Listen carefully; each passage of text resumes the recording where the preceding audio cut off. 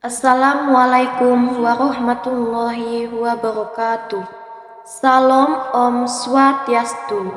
Namo Buddhaya, salam kebajikan. Perkenalkan, kami dari kelas 12 IPS 1 akan membawa cerita rakyat yang berjudul Bujang Nadi Dare Nandung. Selamat menyaksikan. Alkisah pada akhir abad ke-13 di tanah Palu berdiri sebuah kerajaan yang dipimpin Raden Janu. Palu merupakan wilayah paling utara Kabupaten Sambas, wilayah negeri Sarawak Gunung.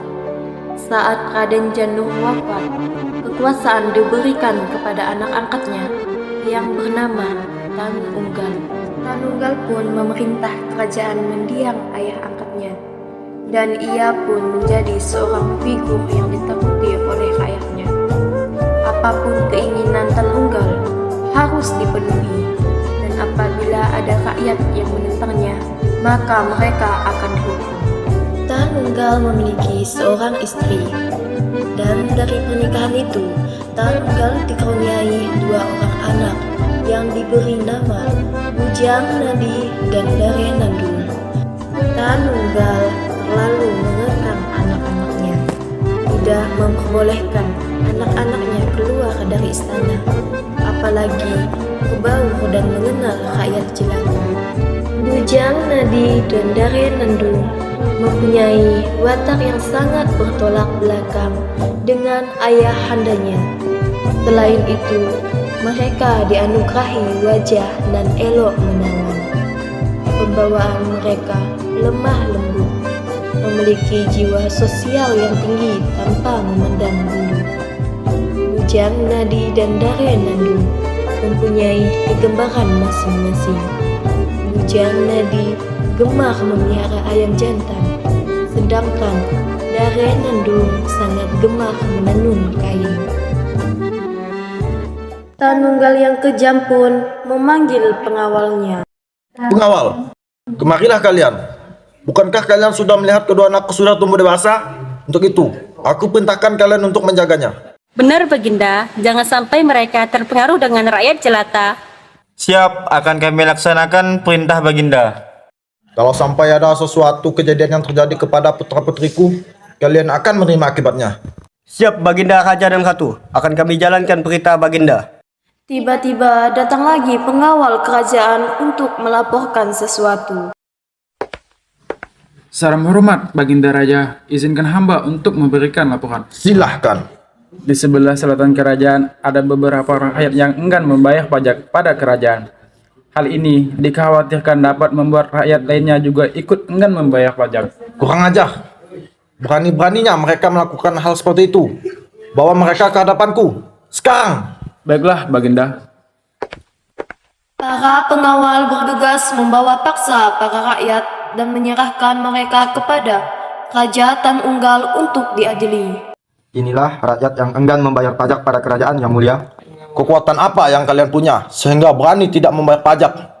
Atas apa yang sudah kalian lakukan, maka kalian tidak pantas untuk hidup. Pengawal, bawa mereka ke tempat eksekusi mati. Sekarang. Ampuni kesalahan kami yang mulia. Maafkan kami. Kami berjanji tidak melakukan kesalahan ini lagi yang mulia. Kami berjanji. Pengawal, laksanakan perintahku. Sekarang. Bujang Nadi dan Dare Nandung melihat ayah mereka memberikan hukuman yang berat kepada rakyat semakin tidak senang dengan hal itu. Tetapi mereka tidak berdaya untuk melakukan apapun. Maka Bujang Nadi dan Dare Nandung melakukan hal kegemaran mereka dengan ditemani pelayan mereka masing-masing. Lihatlah ayamku ini, perawakannya sungguh gagah sekali. Suatu saat, ayam ini pasti akan menjadi petarung yang tangguh. Iya, Pangeran. Ayam ini sangat gagah dan tangguh. Hamba juga yakin bahwa ayam Pangeran akan menjadi petarung yang hebat. Lihatlah tenunku ini, sungguh indah bukan? Iya, Tuan Putri, sungguh indah tenun Tuan Putri. Apalagi kain tenun yang Tuan Putri kerjakan sekarang. Hamba sama sekali belum pernah melihat kain seindah ini. Ah, kau bisa saja. Saya juga masih belajar menenun. Jadi kamu jangan terlalu berlebihan. Tidak, Tuan Putri. Hamba tidak berbohong. Kanyanda Tenun tidak kalah cantik dengan paras Tuan Putri. Terima kasih pelayanku.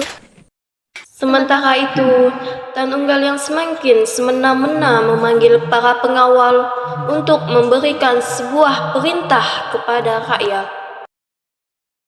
Pengawal, sampaikan kepada seluruh rakyat bahwa pajak dana peti akan naik 2 kali lipat. Dikarenakan untuk menghadapi musim kemarau yang akan datang, maka mereka wajib membayar pajak dana peti. Jika ada rakyat yang melawan, maka aku tak akan segan untuk mengakhiri hidup mereka. Baik, Yang Mulia. Pengawal pun bergegas menyampaikan perintah raja pada rakyat. Rakyat sangat keberatan dengan keputusan raja yang semakin hari semakin menyulitkan mereka. Namun, mereka tidak ada pilihan selain mengikuti perintah sang raja. Semakin hari, semakin banyak aja ya pajak dari kerajaan. Iya, katanya untuk persiapan musim kemarau. Padahal kita juga harus membuat persiapan untuk diri kita sendiri. Benar, apalagi saat musim kemarau, hasil panen pasti menurun. Pajak malah dinaikkan. Kalau begini terus, kita mau makan apa? Sudah, ibu-ibu, kita tidak bisa melawan Raja Tan Unggal. Daripada kita mendapat hukuman darinya, ya mau tidak mau kita harus patuh dengan perintahnya. Begitulah kehidupan di kerajaan akhir-akhir ini. Pada suatu saat, Bujang Nadi dan Daren Nandung sedang berjalan di taman kerajaan. Namun, percakapan mereka berdua didengar oleh Hulu Balang kerajaan. Hulu Balang mengira mereka akan melakukan pernikahan sedara, sehingga membuat kesalahpahaman. Adinda Daren Nandung adikku, apakah kau tak ada rencana untuk menikah? Sejauh ini belum ada Kakanda. Mengapa begitu adikku?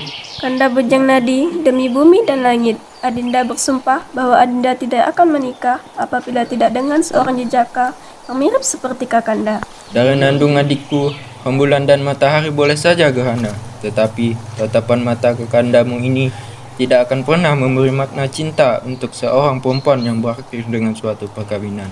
Jika perilaku dan parasnya tidak seelok engkau, oh adikku. Pengawal pun bergegas memberitahukan hal tersebut kepada raja.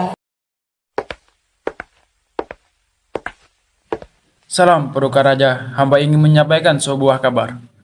Silahkan Hulu Balang. Hamba tidak sengaja mendengar percakapan Pangeran Bujang Nadi dan Tuan Putri Daren Nandung di taman kerajaan. Sepertinya mereka merencanakan untuk melakukan perkawinan sedara. Apa katamu? Mereka merencanakan hal seperti itu? Sungguh hal yang tidak bisa dimaafkan. Hulu Balang, pengawal, tangkap mereka berdua dan bawa ke hadapanku sekarang. Pengawal pun segera bergegas menangkap Bujang Nadi dan Daren Nandung yang sedang berbincang dan membawa mereka ke hadapan Paduka Raja.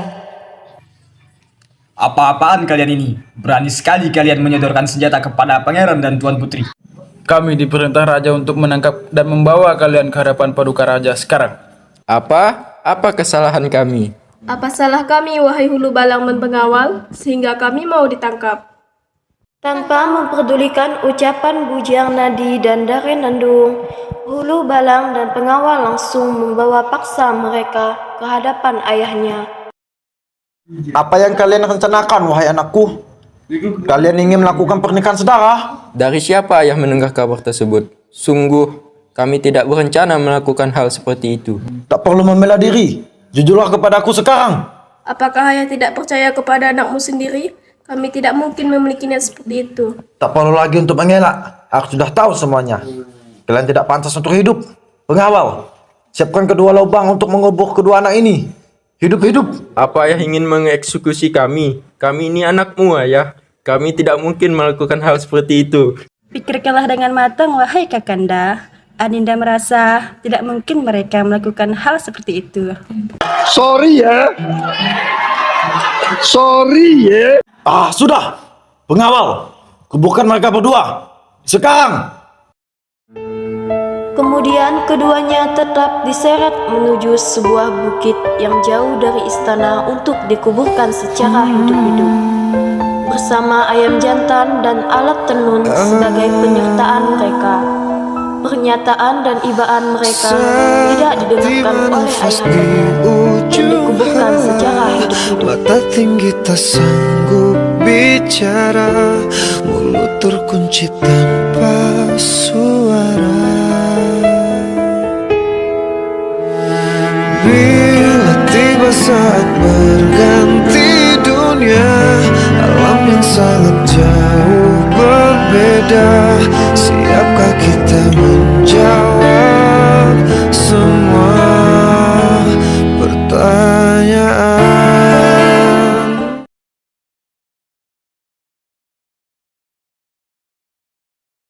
Ingat, siapapun yang bersalah di negeri ini, aku akan siap menghukum, walaupun itu anak kandungku sendiri.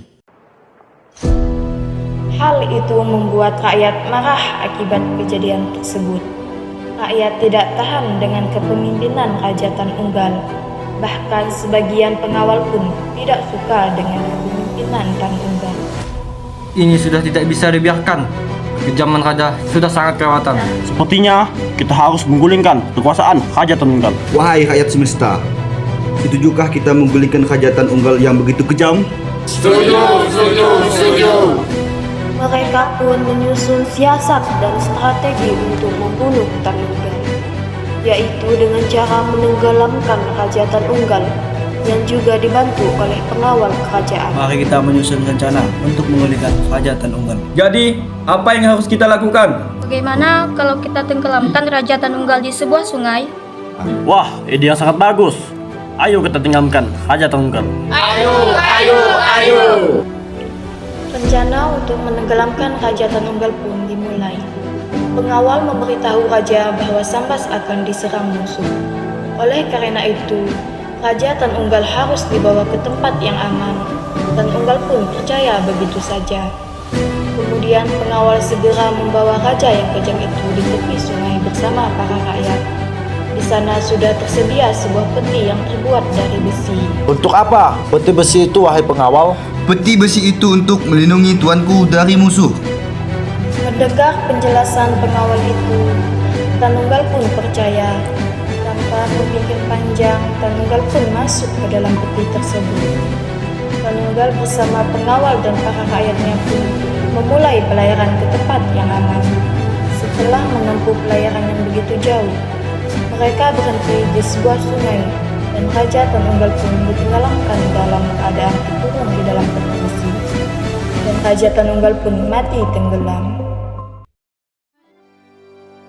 Akhirnya terjadilah pemulihan kekuasaan yang dilakukan oleh rakyat semesta, dan kekejamannya Raja Tan Unggal terbukti dengan adanya makam Bujang, Nadi, dan Dare Nendung yang masih dapat ditemukan dan menjadi salah satu objek wisata sejarah di Kabupaten Sambas.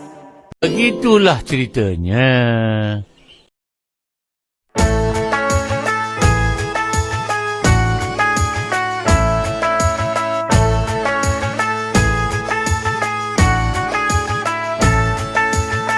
Ramadan tiba, Ramadan tiba, Ramadan tiba.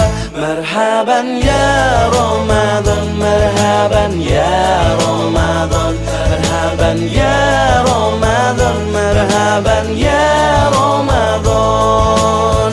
Ramadan tiba, Ramadan tiba, Ramadan tiba. Marhaban ya Ramadan, marhaban ya Ramadan, marhaban ya Ramadan, marhaban ya Ramadan. Ramadan tiba, semua bahagia, tua dan muda bersuka cita.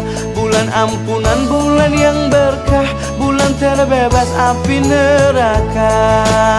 Andaikan saja Ramadan semua, bulan yang tiba, bulan yang ada, karena besarnya setiap pahala yang dijanjikan kepada kita. Marhaban ya Ramadan, marhaban ya Ramadan, marhaban ya Ramadan, marhaban ya Ramadan. Dalam bersahur ada pahala, dalam berbuka alangkah indah. Menahan diri, menahan lidah, lidah, menjaga hati, menjaga mata. Banyakkan amal hari-harinya, pahala datang berlipat ganda. Berlomba-lomba untuk ibadah, dunia bahagia surga nantinya. Ramadan tiba, Ramadan tiba, Ramadan tiba. Ramadan tiba, Ramadan tiba, Ramadan tiba. Dan semoga setiap jiwa